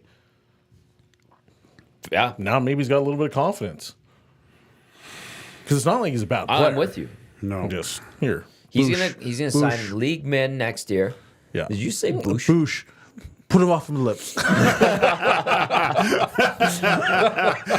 Oh, God. He's gonna sign that's league gonna min, PTO next year. He's gonna get that contract next year with whatever team, fresh start. He's gonna get 10 to 15 goals. There's Conor 3 Brown. against the Edmonton Oilers. Probably. Who was it that was here that didn't score? Toby Reeder. Toby Reeder. Yeah. Bob Nicholson blamed him for that And season. blamed him for the season. But then he was like, The didn't he next score year like 10 yeah. shorthanded goals Yeah. next year or Yep. something like that? Yeah. Karma. That's what that was. Do want to mention that starting Monday here in Edmonton Sports Talk, we are giving away a trip to Las Vegas. It's the EST Flyaway where you can win a trip to Vegas. 2 for 2 flights to Las Vegas and back, 3 nights accommodation, 2 tickets to Cirque du Soleil. We're going to start qualifying people as of Monday right here in Edmonton Sports Talk. You'll have to listen for the keyword on the Nielsen Show, on the Hangout, on the Lock Shop, on Oil Stream with 2 Guys and a Goalie, on Hello Hockey on Saturdays, and you'll go into a draw. We'll be doing the grand prize draw later in April, but we are giving away a trip to Las Vegas right here in Edmonton Sports Talk. So keep it locked. As of Monday, qualifying does start, and thanks to our wonderful partners with YAG Edmonton International Airport. We had our time in Vegas. Now it's time for you to have your time in Vegas. So I didn't have we're any going to time have in some fun. Vegas. Nor did I. You've had. Am I you've excluded been- from this? You're not allowed. You said you were banned. What? You said it on the show at one point. Like, I'm banned from Vegas. They won't. I'd let send me. my wife. She wants to go. Oh, okay. My Well, wife. you're and not daughter. eligible to win this. Oh, shoot. I don't think. I think it'll go pretty bad. So you'll just have to pay for it. He's sincerely disappointed right now. Just go to F1 in Vegas. Yeah. I don't want to go to F1 in Vegas. I Why want not? to go to like Silverstone or Red Bull Ring. Well, do both. Why can't you do multiple? Well, my daughter's in dance and it costs a fortune. She won this thing. She won this stupid thing the other day. And Stupid thing. Like when this has started. it's like all this scholarship stuff. And I'm just like, oh, God, it's nails on a chalkboard hearing this stuff. But she did well, I guess. So you're kind of proud of her? Like, Well, I'm proud of her, but it's like But he's looking at the wallet going, oh my God. it's like She's it's. so good. And We'd it's like to annoying. welcome you to our exclusive dance competition in New York, or if you want, you can go to L.A. I'm like, oh, crap. Both, Daddy, both. Oh man. Will Evie be in dance? I hope not. Probably. Yeah, expensive. And she'll do whatever nonsense. She did this to me the other day. Please, Daddy. Please, Daddy. I'm like, batted very, the very eyes cute. a little bit. what do you too. want? What do you want now? Here, have You- my wallet, you have can everything, whatever you want. Yeah. She's adorable. She calls me Tom Lola. Daddy, It's closer than what Strutty called you. Daddy, are you going on show with Tom Lola? Yes. Oh, okay. Yeah, I It's am. adorable. Gargonzola. Well, That's what he Strutty called me called you. Gugliata. Gugliata. Gugliata. Yeah. Tom He texted me Gugliata. the other day. It was good to hear from Strut. He was in our Hangout Strutty. chat Yeah. a couple Strutty. days ago, too. He's a He's good now man. big time. He was on Overdrive.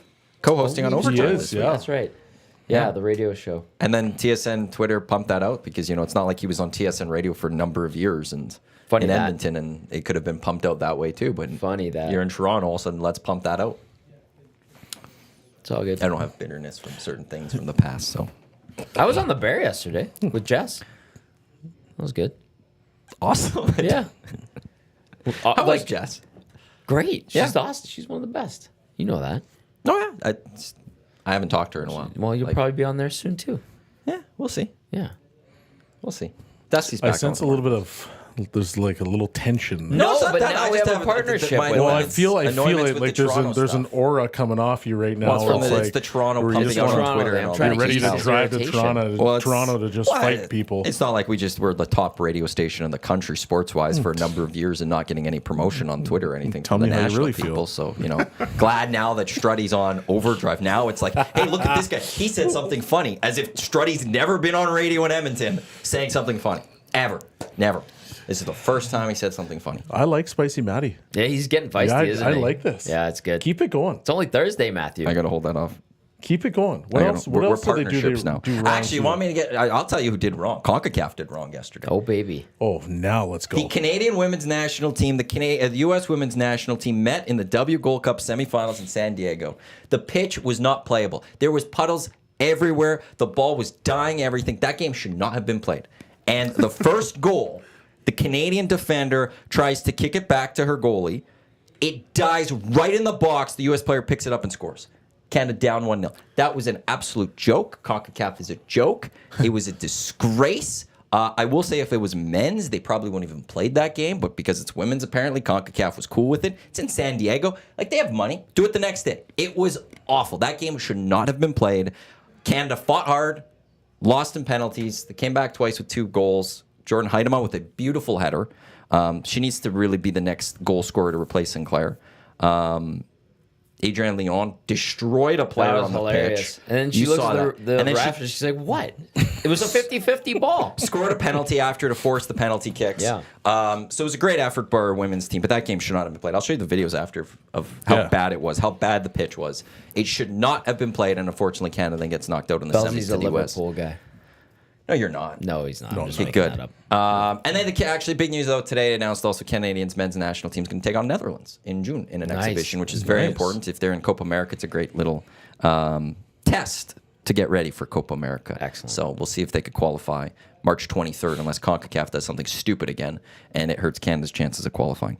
It was bad. love it. It was bad. He is a hot little Love tamale it. today. Well, I can't pull it up on over there. Spice. But like, I'll pull up the video right now. I've tweeted it. I've tweeted out the first goal. But like, oh no. Oh, and there's also a VAR that went against Canada. Canada should have a penalty kick. Of course, they don't give it to Canada. The U.S. gets the call. I have never seen the U.S. have the call go against them against Canada ever. It's never goes Canada's way ever. It's a Matt's not happy. Wow. Look at this. Watch the. I think Wow, this is man. the goal. So there's the pass. think he's gonna be okay? Dies. And boom, Canada Yeah, down that's 1-0. actually pretty bad. On my Twitter for anyone there. Like, Oh, you have it's it on your just, Twitter? The field should not, like, at the second half, it looked like it got better. That should not have played. Does Santiago have a MLS team? That's terrible. Yes, well, I don't think it's launched yet. They got an expansion. So the stadium So that it's they coming. played at was what? It's going to be their new stadium. Oh, So I think okay. that they have a women's team that plays there. Okay. I think with the women's league, NWSL, they have a team there. But it shouldn't happen that way. That's like playing in some rinks in Germany at the beginning of the period, Oh yeah. where there's water everywhere. Guys would be It's still open. Yeah. The building would still be open. Guys would try to do a cross ice pass. It would stop dead right in the slot. Some guy would come in and just tee it up. Yeah. We This is were in brutal. we were in Augsburg. Augsburg's like a small Bavarian town, really nice. And the rink, they were just completing the rink, the outside. It was still an outdoor rink. Mm-hmm. And so our coach in pregame skate was like, boys, like, can you guys shoot from the shadows so that our goaltender can see it? He's like, because if you shoot from the sun, he doesn't know what's coming. Yeah. Yeah. I'm like, where am I? Yeah. I've never heard that before. Shoot from the That's shadows. great. Yeah. Okay. Crazy. But that place would get so cold, like Oh yeah. it would be rocking, but it was My jersey froze straight out one game. Like I Man. was like, "What's wrong?" And yeah, my stuff was frozen because the wind just howled in there. Yeah. we had to scrape it a couple times because the snow would come in and just it was like because I would have played how many years after you? After you were in Germany? 5, 10? when were you there? Would have been 12? Oh yeah, so 5, 10. 5, 10 years. Yeah. Yeah. So there was a lot of obviously advances at that time because Yeah. you guys had more outdoor stadiums than Well, we yeah, did. we played Yeah. in the old one in Mannheim. I played in the new one too, but yeah, Augsburg was open. What other one was? I What? mean, even Dusseldorf was kind of open too. Yeah, it Yeah. was. They Explain we this. used as a practice rink at one point. So they would have the roof. Yeah. But everything on the side was wide open. And it had Think of stands Seattle. around it. Think Yeah. of Seattle with you know how it's in the ground. Yeah. kinda? Yeah. The top was open. Yeah. It was- you still have your stands, but Yeah. it was just everything was all the elements were coming in. Oh, Yeah. boy. Yeah. Weird. Yeah. And then where was it? I played I played some games in Switzerland, just some exhibition games. There was a few. One side was all open.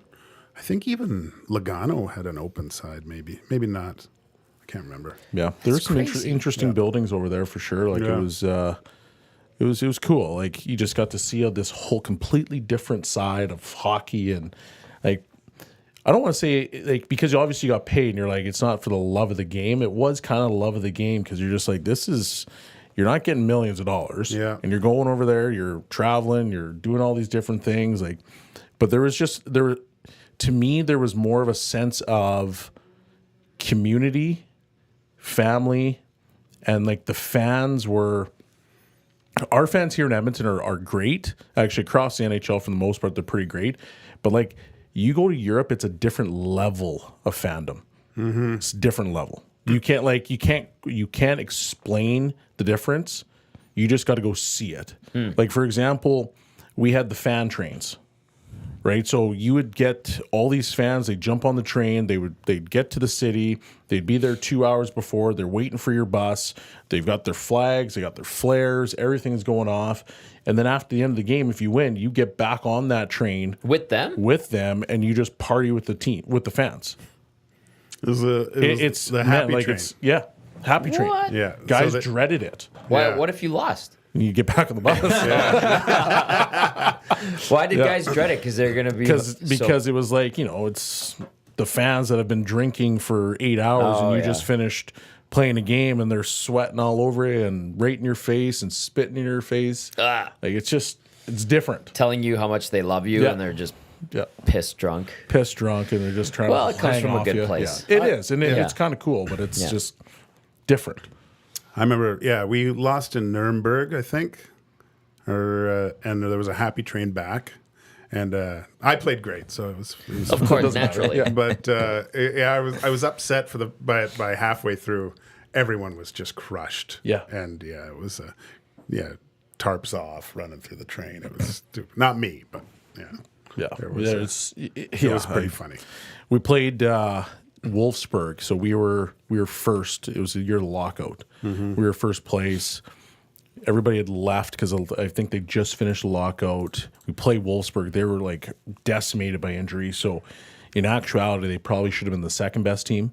So we lost our best of 7 series, and I think we actually lost 4 straight, but all 4 went to OT. Ooh. And we were trying to leave Wolfsburg, and all of our fans surrounded the bus and wouldn't let us leave because they demanded to talk to the coach. Yeah. Hey, did you not see Did you see the German ultra fan that came on and like dressed down the team? Yes. We played it on the morning show and it shut down our video. Really? Yeah, it was copyright. Bundesliga shut it down. We had to delete it over the video. Really? It was the only time we've ever at EST or now have had YouTube take down something we From had. Bundesliga. And it was from the Bundesliga, and we just put the video. There's no audio even. But that fan just came down and dressed them. Yeah, and they wouldn't let him they wouldn't let us leave. So our captain jumped off the bus and he was trying to talk to him, and then all of a sudden it was like one of our GM's like advisor or whatever. He finally came out of the rink, and our coach finally came out too and talked to him. And it took like 15 minutes to talk these fans off the ledge. Wow! And they finally let us leave. And it's like, what's going on? Like it was It's crazy. Like, it's just different. And I think I've told you the story in Augsburg when we lost in a shootout. They tried to light the stands on fire. I don't remember you telling me that, but my goodness. Like we were in the handshake line, and I'm shaking it. And my buddy Tyler Wyman, who's actually from here, so we're shaking hands. I'm like, man, you will not believe what's going on. And he looks back, and we just see flames. Like our guys, like literally tried to start the stands on fire because they were so mad that we lost in a shootout. You guys needed to be better. We did. Don't do that here, please and thank you. Light it up. For the love of God. Yeah. The worst was, I think, It's different over there. they didn't let us back in the building. Like they went, we came back on the road and we were trying to get back in, and all the fans were standing in front of the players' entrance door. And they wouldn't let you They in? wouldn't let us in. Hey, day off. No, it was after a road trip. Like this was my like God. 3 a.m. Oh, okay. Yeah, so Yeah, it it was was So this isn't even like Can getting in the we- ring can for we practice or please- something. Yeah, please just let us drop this crap off. They do things differently over there. It's very They do. different, And there's but- some things I absolutely love about the way they do things over there, and there's some things that I never hope that comes over here. Yeah. But there's a mix that you need of that. There's a healthy balance. Yeah. I'd like to experience the happy train, to be honest with you. It's fun. I mean, It probably has the novelty wears off, it sounds like, but Yeah, I only have to do it once, so okay. Like the bad breath thing, I could do it. the one car was out of control. Like it was the whole nightclub, like the lights and everything. And it was so sweaty and gross in there. I was like, oh. Go back to the Hefeweizen car. yeah. There's some weird smells in Europe, I found. They might say that about here. Explain. They They might would. come here and say there's weird Explain. smells here. Explain, yeah. I don't know. It's just like, oh, I'm in Europe, and you're like, never smelled that before. It's not New York. It's not L.A. It's not. Well, that's the smog in those Toronto. two cities, in those Yeah. three cities. Yeah, it's not Calgary. The freshness of Calgary and Edmonton, Well, the freshness, the mountains, yeah. purifying the air. I just found I was like in Helsinki. I'm like, what is that smell? Check out Tommy's OnlyFans page for certain smells. You're not the only one with an OnlyFans page. Check out my Amazon wish list. Yeah, you're in Helsinki and you're worried about the smells. That's Yeah. probably the sauna and the vodka mixing. And, like the seafood market was really neat and stinky too. Well, Yeah, seafood. that's- Yeah. yeah. What was that? You ever go to the Reeperbahn in Hamburg? No, never in No? Hamburg. There had a small one in Germany that we Yeah. went, and it's just you can't even talk about it. It's just weird. It's a whole nother. It's just weird. Yeah. Well, it's right next to the fish kind of market too. Yeah. But then there's like a strip of bars and stuff too. That Interesting. The best though is Oktoberfest In September. in September. end of September. End of September into October. We were playing Ingolstadt, and it was like, Kate, we're gonna go to Oktoberfest the next day. So we stayed in Ingolstadt, took the train. There's not the Bahn, which is like the speed train. We took the regional, which stops in every little single town that you possibly can get to. So if you take just the highway with the bus, it probably takes 30 to 45 minutes to go from Ingolstadt to Munich. Okay. So we took the regional train because it was cheap, and it took us an hour and a half because, once again, we stopped in every single small town along the way. Oh. I had no idea there was that many small towns in Germany, but the entire town would empty because they're all going to Oktoberfest, and so they would just get on this train and drive down. And like we ended up getting there, and they call them tents, but they're not tents. It's a building, and these buildings hold 10,000 people. And the very first experience I ever had with Oktoberfest was I walk through the doors and I see this massive party, and it's all tables and obviously people at the tables, and the steins are about this big. And so I gathered that each one of these things probably is between 5 to 7 pounds when it's full with booze. And this one gentleman stands up on the table. He puts the stein in his teeth, puts his hands in there like this, and buries the whole thing. What? Oh my god. I looked at my teammate and I'm like, so this is what we're doing today. And like, he got a standing ovation because everybody stopped. He got a standing ovation from 10,000 people. And so then I'm like, oh, okay, well, here we go. So these German guys, because they've been to Oktoberfest 1,000 times, think it's hilarious to get the Canadians crushed. Yeah. So we play this game where it's like your first drink when that stein comes, you have to drink so much of it that when you tip it onto the side of its handle, no beer can come out. Oh my God. Because if the beer comes out, you have to buy the next round for the entire team. 9 liters later, passed out on a hill, getting poked by the cops. Are you okay? Yeah, I'm okay. I set my alarm. Oh my God. It's delicious though. It's so good. It's so good. It's amazing. Like you see the girls that are carrying like it's like what 18 Yeah. steins Yeah. of What? beer. Yeah. Oh, yeah. they could just They- stack that- them. well, Slide 'em like yeah. this and then just carry 'em. They just carry Wow. them Yeah. all. Like it's just crazy. Yeah. That would be so fun. Apparently, to do. those girls make so much money from Oktoberfest that they only work with that. Yeah, that's it. And they don't work the rest of the year. So that's their work for the whole year. That's the work for the whole Damn. year. You got 10,000 people are getting very drunk. And it's a That week. makes sense. It's Yeah, two. you It's can 2 go to- weeks. 2 weeks. Yeah, you can go to different places in this because it's only in the south, Yeah. really. There's a town called Straubing. I think they were in the DEL too for a little Yep, bit. they were. Volkfest? Yeah, it was a few weeks before Oktoberfest that you could, and it's the exact same thing. But they pump the alcohol content up in the beers. Oh, it's 8%. Yeah, What? They get you. So you're like, we played there, and so you're thirsty, right? Well, yeah. And it tastes, it's delicious. so The And first beer after you get off the ice Oh is my the best. god! And so it's basically professional men. It's professional men's league at that point, and you're putting down 3 liters of beer, and you're completely dehydrated. Oh my god! Everyone's just We when I signed in Zagreb, we had a preseason tournament in Straubing. at Volkfest. Yeah, that's where. And so we went to the finals. And that the night before the finals against Straubing, our team's invited to Volkfest. How about that? How about that? Yeah. And so I had played in Germany, obviously, so I knew what was about to happen. So the boys are sitting at the table and they're like, man, this is kind of cool. First leader comes out.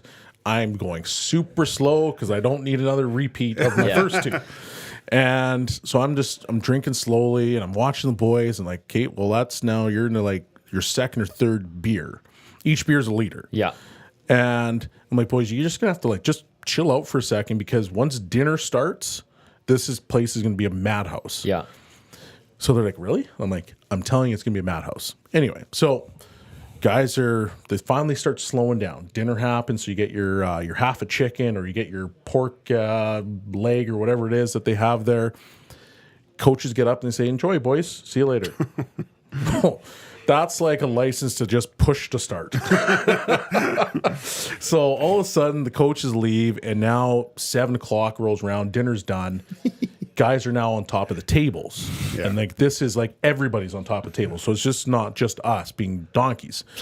But I remember going home, like I probably drank about 4 beers because I was like, I just don't really want to be hungover tomorrow. Yeah. I get to the rink an hour and a half before, and the boys start slowly rolling in, and you start hearing all the stories. Wow, this guy was so crushed that he pissed in my suitcase. Starting goaltender was out till 7 a.m. Oh my We God. played at 12. No. We played at 12 because we needed to get back to Zagreb. Right. Starting goaltender was out till 7 a.m. The coaches were out till like 7 a.m. Guys were puking in the dressing room Yeah, I can see right that. before. And we go out and we actually dominated the game. we lost 2-1 because our goaltender couldn't see straight. Oh my God. But I'm like, Why are there man, 2 pucks coming at me right now? That one. I don't know which one to say. Yeah. But it was an unbelievable time. Like it's got to be a bucket list thing. You Yeah. got to, if you've never experienced that and you want to get over to Europe, go. Oktoberfest. That's so cool. yeah. We're almost done here. Lock Shop coming up next. Dusty and Huss. They'll talk a lot about trade deadline. Noon, you're back with Cass and Dusty. It's 2 guys and a goalie. 3:30 today, Oil Stream pregame show. Yes, You'll sir. get people set for the Blue Jackets tonight, and then full coverage right here on Edmonton Sports Talk tomorrow. iHeartRadio, TuneIn, YouTube, EdmontonSportsTalk.com, as we'll have it fully covered what's happening. Then Hello Hockey on Saturday. We'll recap a week that was NHL trade deadline. Lots for you guys to discuss. Oh, yeah. Do any of you expect a move today from the Edmonton Oilers? Do you think maybe Ken Holland's probably going to wait till tomorrow? If you had to guess, betting men. I'm assuming Betting they're man. focused on the game today, so Tomorrow. I'll say tomorrow. Tomorrow. I say today. Yeah. It'll happen probably during 2 guys where we'll give you the breaking news. Boom. That or maybe post game trade. Oh, maybe Tommy's got it. I don't Maybe right after the game, Sure. Ken Holland's like, I'm pulling the trigger on this Yeah. one. Boom. We need a Edmonton Sports Talk alert. You know, TSN. dun-dun-dun-dun-dun-dun. We need to have one for EST. know. What say you? What was that song that the guys played? It sounded like a Disney song. Oh my! The Conor Brown thing. Oh, that was great. That was- I Chauncey was made a like- Connor Brown song for when he scores. I Okay. think. Yeah. But they then debated, do you play it before to try to get him to score? So Jaunty, that's Jaunty. a Jaunty that did song. that. Yeah, I Jaunty was like, is Victoria. this from a Disney movie? Yeah, no, it's Frozen. That's great because the one part where I'm trying.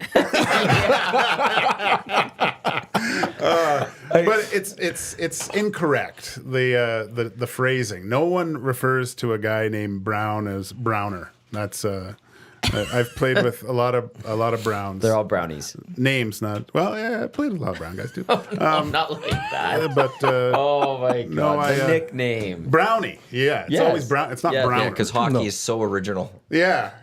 Halsey, Abs, Gager, like it's Belsies. Horse. Yeah. Belsey. Yeah. Maddie. Have you ever been called Beller? The only person that calls me Beller is Nielsen. He calls you Beller? Weird. Yeah.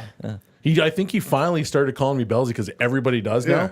But Yeah. I'd always see me be like, "Hey, Beller, what's up?" I'm like, Well, that's weird. "That's Yeah. weird. Don't call me that." One person always called him Nelly.